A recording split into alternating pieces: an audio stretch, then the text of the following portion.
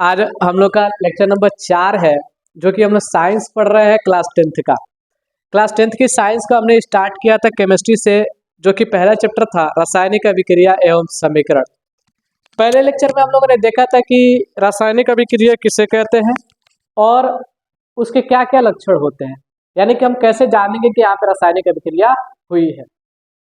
दूसरे लेक्चर में हम लोगों ने ये जाना था कि रासायनिक अभिक्रिया के कितने प्रकार होते हैं, जैसे कि संयोजन अभिक्रिया के बारे में हम लोगों ने पढ़ा, वियोजन अभिक्रिया के बारे में हम लोगों ने पढ़ा और विस्थापन अभिक्रिया के बारे में हम लोगों ने पढ़ा। विस्थापन अभिक्रिया में हम लोगों ने रामलाल पिंकी और श्यामलाल की कहानी से समझने की कोशिश की थी, आप लोगों को समझ में भी आया होगा।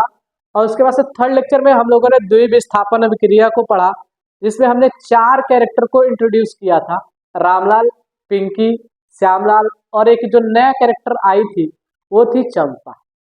उसके आगे हम लोगों ने उष्माशोषी, उष्माक्षेपी, रेडॉक्स के अंदर अपचयन एवं उपचयन को पढ़ा। आज उसके आगे हम कंटिन्यू कर रहे हैं। आज हम लोग पढ़ने वाले हैं कि संक्षारण क्या होता है, संक्षारण से बचाव के क्या क्या उपाय हैं और विकृत गंधिता क्या होता है, विकृत गंधिता से बचाव के क्या क्या उपाय हैं। जब ये दो टॉपिक अपना फिनिश हो जाएगा, उसके बाद हम लोग देखेंगे कि समीकरण कैसे बनाते हैं। इसमें सबसे इम्पोर्टेंट हम लोग के लिए यही रहेगा कि समीकरण बनाना कैसे भी करके हम लोग सीख जाए। यदि समीकरण बनाना हम लोग सीख जाते हैं तो आने वाले चैप्टर के अंदर हम लोगों को बहुत मदद मिलेगा, यानी कि क्वेश्चन गलत करने की प्रोबेबिलिटी बहुत कम हो जाएगी। ठीक है ना।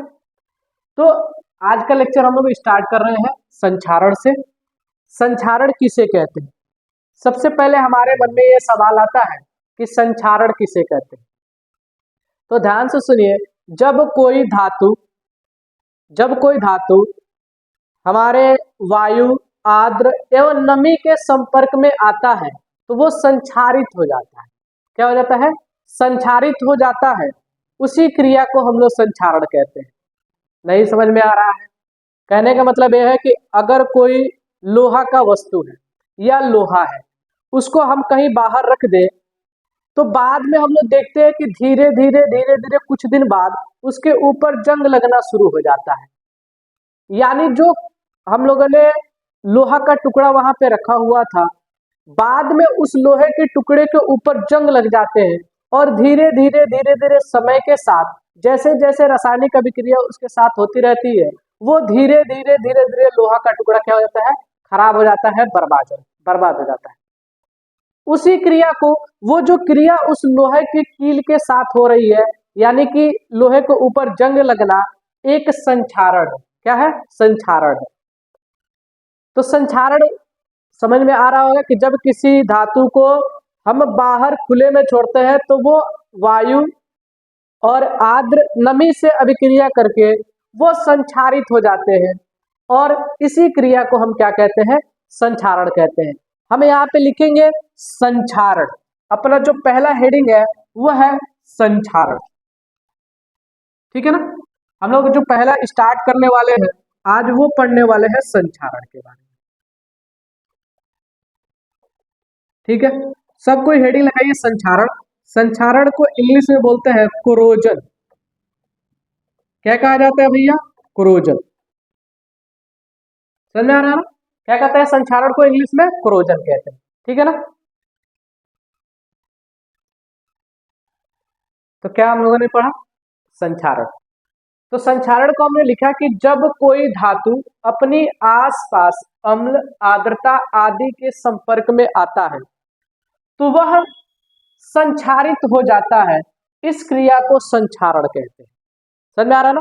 यानी कि अगर कोई सा भी धातु है, जरूरी नहीं है कि लोहा है, कोई सा भी धातु है, अगर उसको हम खुले में छोड़ देते हैं तो वो धीरे धीरे क्या हो जाता है? आर्द्रता, अम्ल या अन्य किसी चीज के संपर्क में आता है तो संक्षारित हो जाता है, और संक्षारित हो जाता है। इसी क्रिया को हम लोग क्या कहते हैं? संक्षारण कहते हैं। तो इससे हो क्या रहा है भैया? इससे हो ये रहा है कि हमारे जितने भी धातुएं हैं वो बर्बाद हो जाती है। क्या हो जाती है? बर्बाद हो जाती है। तो इसका बचाव बहुत जरूरी है। क्या है? इसका बचाव बहुत ही जरूरी है। तो इसके आगे हम लोग पढ़ने वाले हैं कि संक्षारण से बचाव। जो अपना हेडिंग है अगला, वह है संक्षारण से बचाव। संक्षारण से बचाव कैसे बच सकते हैं? क्या वो हम मापदंड अपनाएं जिससे हम संक्षारण से बच सकते हैं, यानी हमारी धातु की जो वस्तुएं हैं वो नष्ट ना हो, बर्बाद ना हो, हमको नुकसान ना पहुंचे, उससे बचने के कोई उपाय, कोई तरीका ऐसा हो जिससे हम बच सकते हैं। तो पहला एक तरीका है पेंट करके। क्या करके? पेंट करके। यानी कि हम धातु की वस्तुओं को अगर हम पेंट कर दें तो वो वस्तुएं ज्यादा देर तक, यानी कि ज्यादा दिनों तक अच्छे तरीके से बची रहेंगी। तो पहला जो हम लोग करेंगे वो कर सकते हैं क्या करके भैया? पेंट करके। पेंट करके समझ में आ रहा है? क्या करके? पेंट करके। इतने बात क्लियर है? पेंट करके। दूसरा बात ये कर सकते हैं कि जो भी हमारे मशीन वगैरह है उनके अंदर हम ग्रीस लगा सकते हैं। मशीन की वस्तुओं में या जो भी ऐसी चीजें हैं जहां पे हम ग्रीस लगा सकते हैं वहां पे क्या कर सकते हैं? ग्रीस लगा करके। ग्रीस लगा, क्या लगा करके? ग्रीस लगा कर।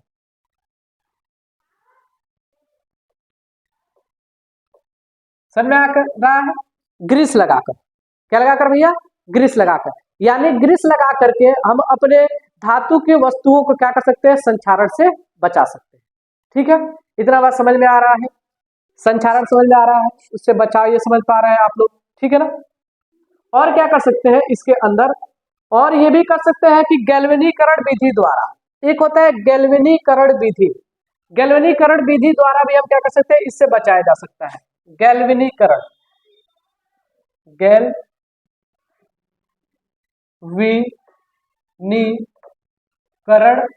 द्वारा, गैल्वेनीकरण द्वारा। ठीक है ना?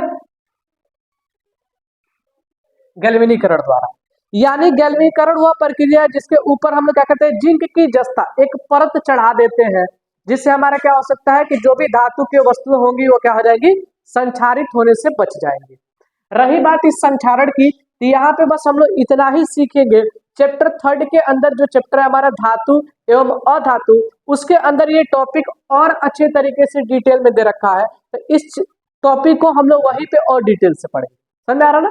इस चैप्टर के लिए इतना काफी है कि संक्षारण से बचाव में हम ये जान जाए कि पेंट लगा करके बचा सकते हैं, और क्या ग्रीस लगाकर बचा सकते हैं, गैल्वेनीकरण विधि द्वारा हम क्या कर सकते हैं? इसका बचाव कर सकते हैं। समझ में आ रहा है? संक्षारण किसे कहते हैं, संक्षारण से बचाव क्या आप लोग समझ पा रहे हैं? इसके आगे जो टॉपिक हम लोग का स्टार्ट हो रहा है वह है विकृत गंधिता। क्या है? विकृत गंधिता। तो सबको हेडिंग लगाइए, विकृत गंधिता। विकृत गंधिता, विकृत गंधिता। विकृत गंधिता को इंग्लिश में हम लोग बोलते हैं रेंसिडिटी। क्या कहा जाता है भैया? रेंसिडिटी। रेंसिडिटी समझ में आ रहा है? विकृत गंधिता को हम लोग इसमें क्या बोलते हैं? रेंसिडिटी। ठीक, ये सबको ये नीचे का आप लोग उतारिए, तब तक के लिए हम साइड हट जाते हैं।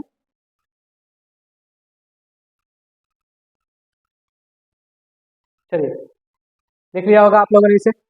अब हम लोग देखते हैं कि विकृत गंधिता यानी कि रेंसिडिटी किसे कहते हैं। ठीक है ना?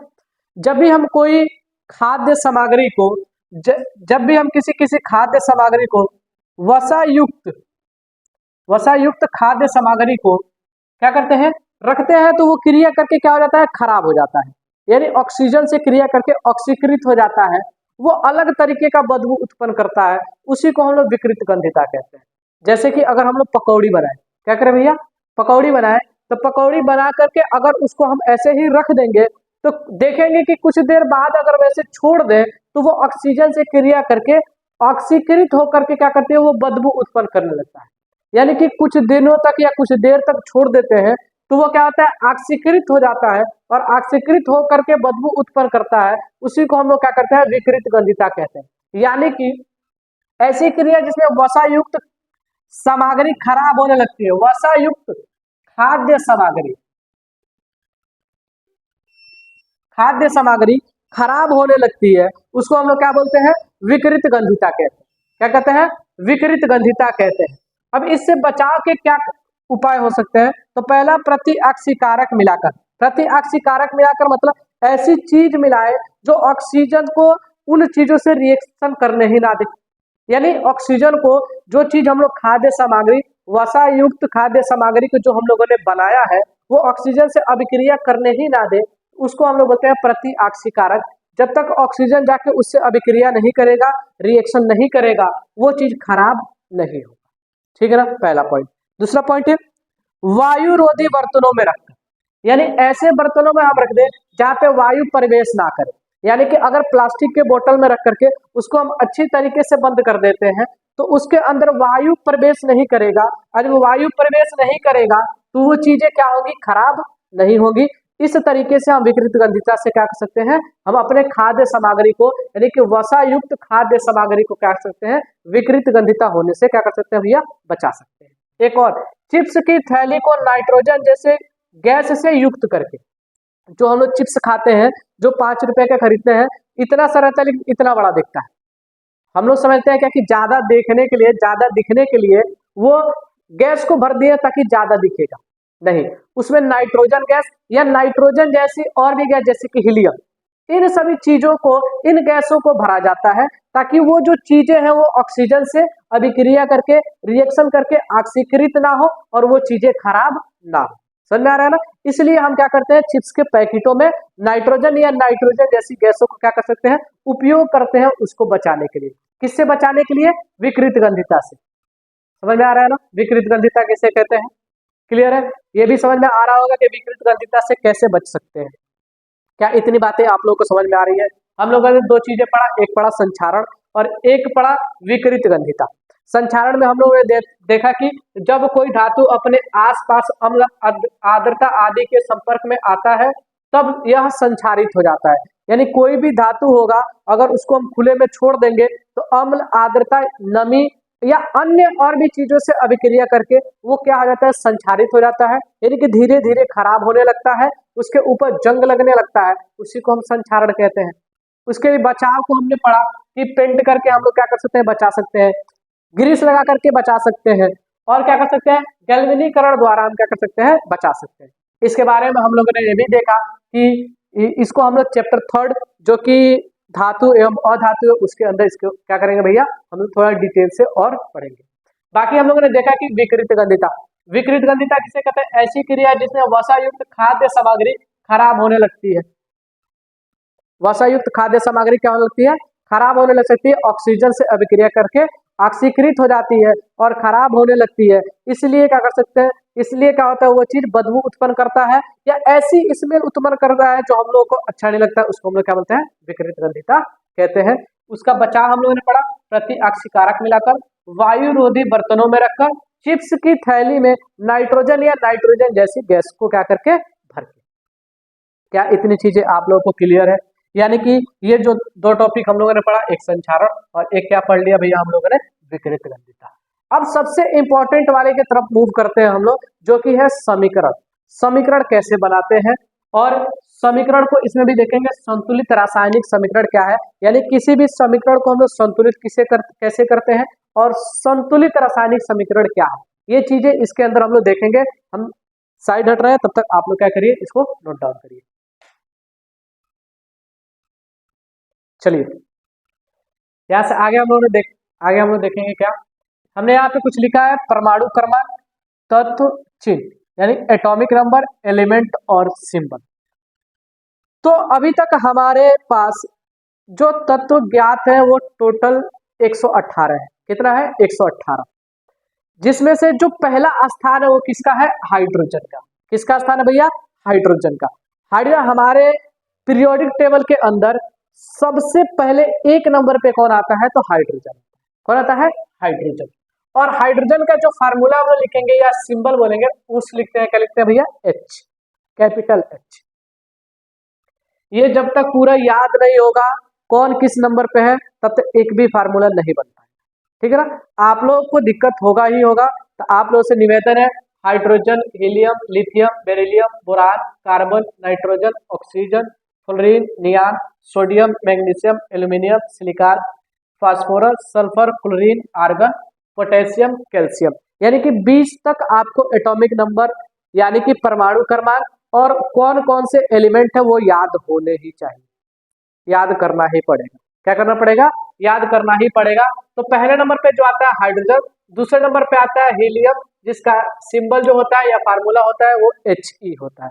यानी अगर कहीं रास्ते पे He जा रहा है तो हम बोलेंगे कि वो देखो हीलियम जा रहा है। कौन जा रहा है?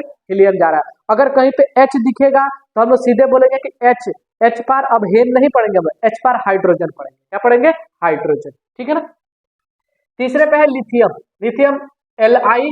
चौथे पे है बेरिलियम, तो बेरिलियम के लिए हो जाएगा Be। समझ में आ रहा है ना, यानी कि Be। और बोरान का होगा B, बोरान का क्या होगा भैया? B। कार्बन का क्या होगा? C। नाइट्रोजन का क्या होगा? N। ऑक्सीजन का क्या होगा? O। फ्लोरीन का क्या होगा? F। नियान का क्या होगा? Ne। क्या होगा? Ne। सोडियम का होता है Na। मैग्नीशियम क्या होता है? Mg। एल्यूमिनियम के लिए लिखते हैं Al। सिलिकॉन के लिए लिखते हैं Si। फास्फोरस के लिए लिखते हैं P। सल्फर के लिए लिखते हैं S। क्लोरीन के लिए लिखते हैं Cl। आर्गन के लिए लिखते हैं Ar। समझ पा रहे हैं आप लोग। और पोटेशियम के लिए लिखते हैं K और कैल्शियम के लिखते हैं, क्या लिखते हैं भैया? Ca।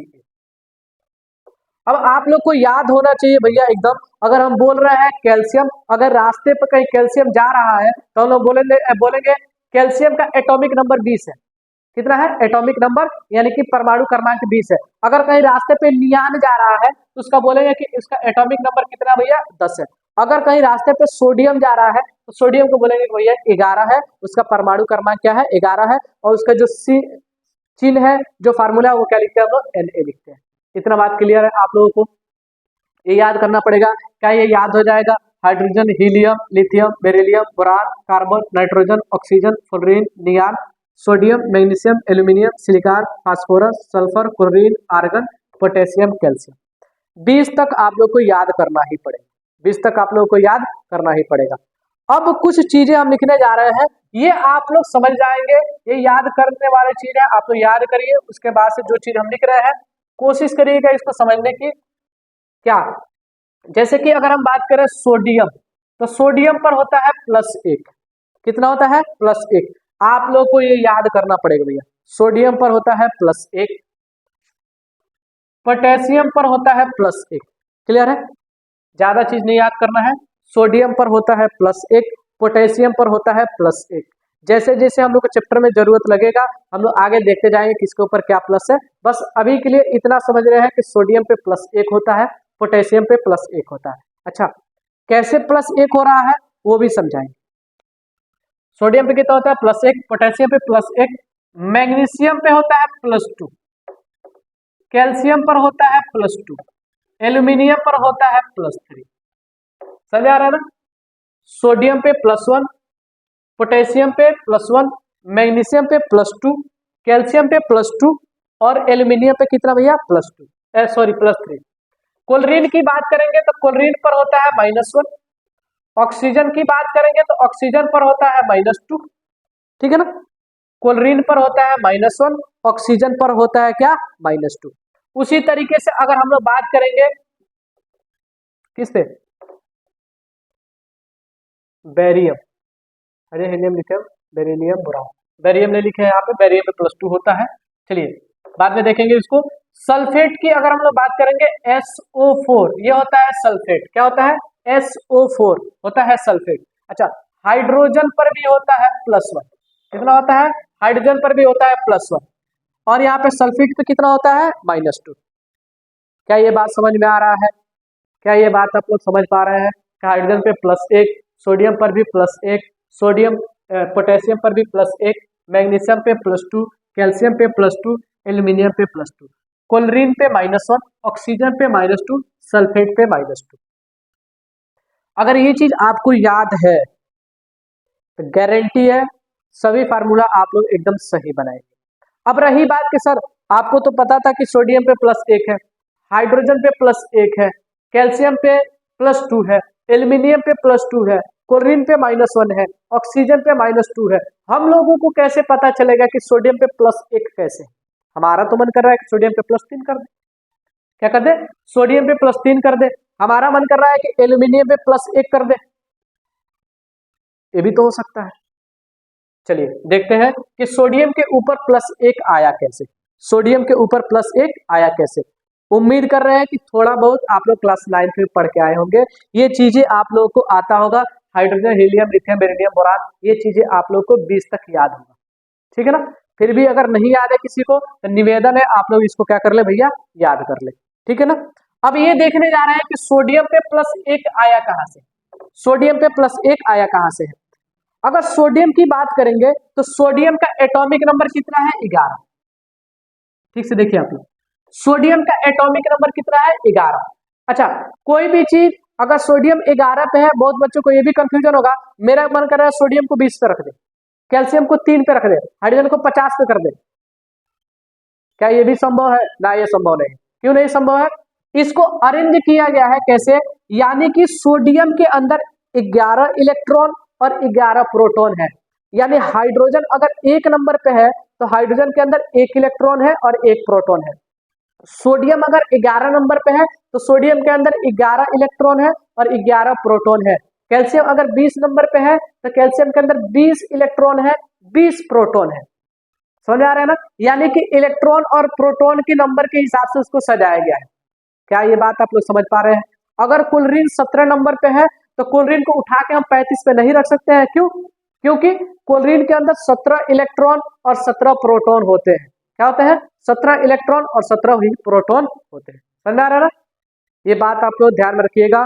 क्यों उसको 11 नंबर पे लिखा गया है, क्यों उसको 25 नंबर पे लिखा गया है, क्यों इसको 3 नंबर पे लिखा गया है? क्योंकि उसके अंदर उतना ही नंबर ऑफ इलेक्ट्रॉन और उतना ही नंबर ऑफ प्रोटॉन है। समझ पा रहे हैं आप? चलिए, अब हम लोग ये समझ रहे थे कि सोडियम के अंदर +1 ही क्यों है, +2 क्यों नहीं है, -1 क्यों नहीं है, +3 क्यों नहीं है, -2 क्यों नहीं है, +1 क्यों है? तो सोडियम की अगर बात करें तो सोडियम के अंदर 11 इलेक्ट्रॉन और 11 प्रोटॉन है। ठीक से समझिएगा भैया, सोडियम के अंदर ठीक से बात करें, ठीक से देखें तो 11 इलेक्ट्रॉन और 11 प्रोटॉन है। ये बात क्लियर है? तभी वो एटॉमिक नंबर में यानी परमाणु क्रमांक पे कितने नंबर पे आ रहा है? 11 नंबर पे आ रहा है। तो हमने क्लास 9th में ये पढ़ा था इलेक्ट्रॉनिक विन्यास। क्या पढ़ा था हम लोगों ने? इलेक्ट्रॉनिक विन्यास। अगर किसी को पता है तो भी ठीक है, नहीं पता है तो भी ठीक है। हम यहाँ पे बहुत अच्छी तरीके से एक एग्जाम्पल लेकर के समझाएंगे। जिसको आता होगा उसका भैया रिवीजन हो जाएगा, जिसको नहीं आता होगा उसको क्या हो जाएगा? ढंग आ जाएगा। ठीक है ना? तो सोडियम की अगर बात करेंगे तो हम लोग पढ़ते थे क्लास 9th के अंदर इलेक्ट्रॉनिक विन्यास यानी इलेक्ट्रॉनिक कॉन्फ़िगरेशन। तो वहां पे हम लोग पढ़ते थे KLMN, ये कुछ कोषों की संख्या होती थी, कुछ कोषों का नाम होता था। वही आज यहाँ पे देखेंगे तो हम लोग 9th के अंदर पढ़े थे KLMN।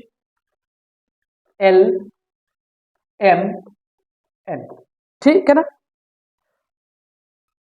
K क्या है? एक कोष है। M क्या है? एक कोष है। L क्या है? एक कोष है। N क्या है? एक कोष है। हम इसको ऐसे समझेंगे कि मान लीजिए कि सोडियम जो 11 नंबर पे है, इसके अंदर 11 इलेक्ट्रॉन और 11 प्रोटॉन है। हम ये समझ रहे हैं कि मान के चलते हैं भैया, मान के चल रहे हैं कि सोडियम के पास 11 लोग हैं। कितने लोग हैं? 11 लोग हैं।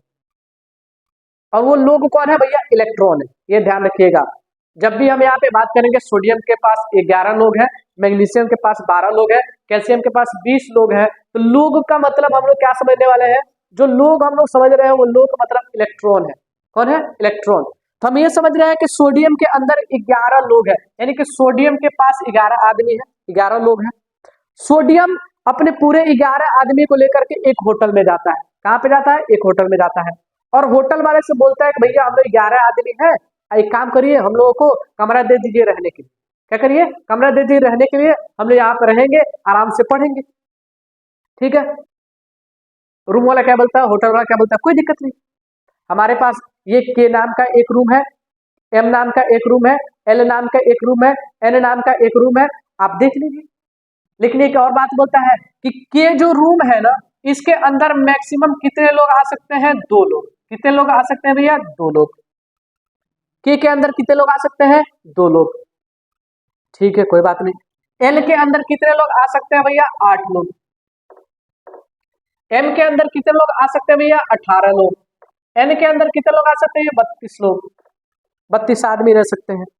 लेकिन एक और कंडीशन बोलता है, एम के अंदर 18 आदमी तो आ सकते हैं, लेकिन ऑक्टेट रूल एक कहता है, बस इतना जानिए ऑक्टेट रूल, ठीक है ना। आप 9th में पढ़े होंगे, नहीं पढ़े हैं तो उसकी कोई जरूरत नहीं है, बस इतना समझ लिए। ऑक्टेट रूल ये कहता है कि हर चीज के अंदर ऑक्टेट रूल के हिसाब से उसके अंदर 8 इलेक्ट्रॉन भरे जाएंगे। कितने भरे जाएंगे? 8। तो इसमें तो आ तो सकते हैं 18, लेकिन एम कितने को रखेगा? 8 को। इसके अंदर आ तो सकते हैं 32, रखेगा कितने को? 8 को। क्या ये बात आप लोग को समझ में आ रही है? यानी बंदा सोडियम 11 आदमी को लेकर के होटल में गया, और होटल में जा करके क्या कह रहा है कि हम 11 आदमी हैं, आप हमको कमरा दे दीजिए। होटल का मालिक क्या बोल रहा है कि के नाम का एक कमरा है जिसके अंदर 2 ही लोग रहेंगे। कितने लोग रहेंगे? 2 लोग। सोडियम बोला ठीक। उसके आगे दिखाया, बोला एम नाम का कमरा है, इसके अंदर 8 लोग रहेंगे। कितने लोग रहेंगे? 8 लोग। सोडियम इस पे भी तैयार हो गया, ठीक है कोई दिक्कत नहीं भाई, हमको रहना है, ठीक है ना, इसी मकान के तो अंदर रहेंगे, ठीक है। तो सोडियम ठीक से देखिए, सोडियम अगर यहाँ पे आएगा तो सोडियम अपने 2 आदमी को के में भेजेगा। किसे भेजेगा? के में। अब ये बताइए, अगर 11 में से 2 आदमी के वाले सेल में, के वाले रूम में सेटल हो गए, बचे कितना? 9। फिर आगे वाला जो कमरा होगा उसके अंदर एल, एल के अंदर कितने लोग आ सकते हैं? तो 8 लोग। सोडियम क्या करेगा? 8 लोग को वहां पे सेटल कर देगा। कितने हो गए? 10। बचा कितना? 1। एक वाला किसमें जाएगा भैया? एम के अंदर। कितना जाएगा? किसके अंदर जाएगा? एम के अंदर। और एम वाला जो रूम था उसको लोगों के रखने की क्षमता कितना थी? 8।